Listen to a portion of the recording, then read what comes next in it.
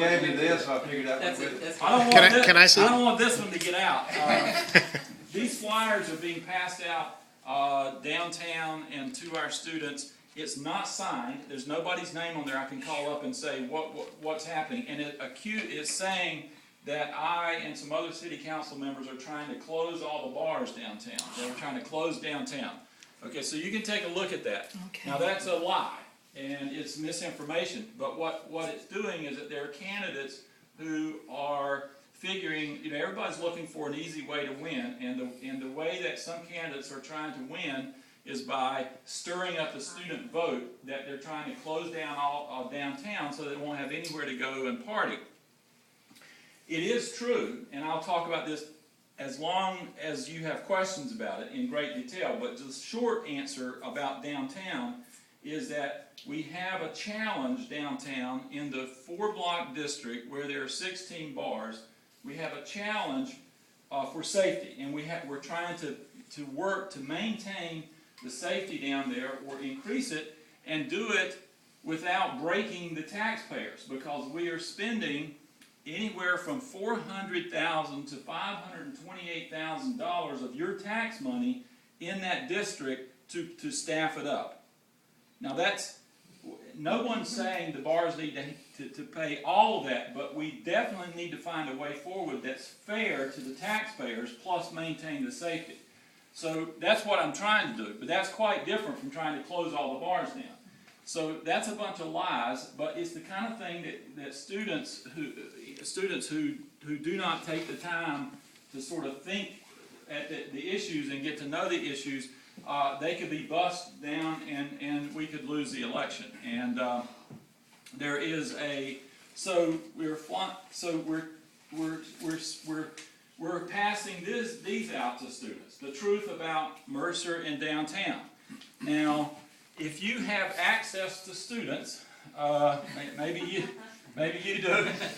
If you have access to students, take as many of these as you would like and pass them out to students, because I got no problem with losing an election based on the facts and based on different positions with an opponent. I got no problem with losing an election if people really are informed about the issues and they vote me out. I got no problem with that.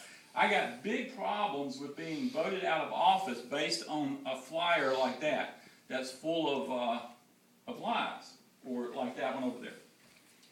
So the way that this election can be lost is my supporters don't turn out and vote because they think I've done a good job and they decide we don't need to worry about Mercer, and the students get organized. We can lose the election.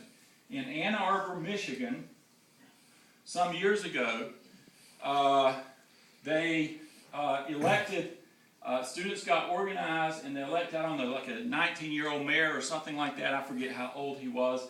And the city was just trashed. The top staff left, and Ann Arbor was in bad shape.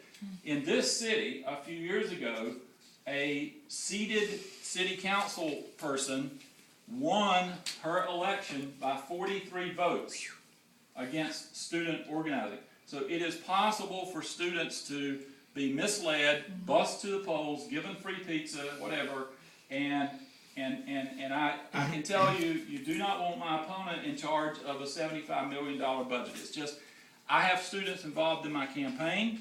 They should be involved in government. They should be on boards and commissions. I involve them in the democratic process. But a student who might be gone in a couple of years, this is not the thing to have the student in charge of the city budget with what we've got coming up. So that's the state of the campaign. It's an issue of making sure that the people who support me go out and vote. And you will, because you're here, but you have really got to talk to your neighbors and say, look, Calvin could lose this. We could have a very different city council, and it could be a mess. And we don't need that, nor we don't want that. So we want to get all of our votes in the bank. Early voting starts Thursday, and I encourage you to go vote. And you can take as many of these as you want, pass them out to your neighbors, say, look, it's easy to vote. Did you know that you can vote without ever leaving your living room? No. You can vote absentee now by calling the elections office, say, send me an absentee ballot. You don't have to give any reason now. In the old days, you had to, like, I'm in Europe or something. Yeah. You can vote absentee for no reason other than you want to vote absentee. You can mail it in. I mean, it is easy. We've got to get people to vote. So that's very, very important. Where are the early voting places? They're all listed right on here. And please give those to your neighbors. I have a twice monthly newsletter that I give all of the inside scoop and poop on city council. I would love to have your name on there if you don't get this. And if you'll just put a check mark beside it, we'll get a yard sign in your yard if you want that.